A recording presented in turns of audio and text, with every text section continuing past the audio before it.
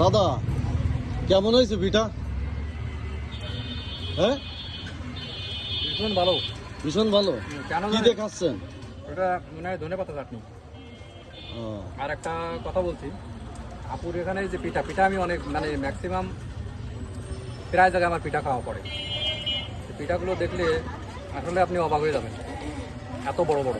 হ্যাঁ দেখেছেন কত বড়, খুব বড় বড় পিঠা। আর পিঠার লবণ স্বাদ সব কিছু ঠিক আছে, সব মিলিয়ে অসাধারণ। যদি কেউ আপুর এই পিঠা খেতে চান তাহলে অবশ্যই হাসপাতাল রোড নোয়াপাড়া, এই নোয়াপাড়ার হাসপাতাল রোডে ঠিক নূরবাগের থেকে একটুখানি ভিতরে এখানে চলে আসবেন। এরকম বড় বড় পিঠা, চিতই পিঠা, তা বাদে আরও অনেক ধরনের পিঠা আছে, এগুলো আপনারা খেতে পারবেন। ঠিক আছে, চলে আসবেন। ধন্যবাদ আপনাকে।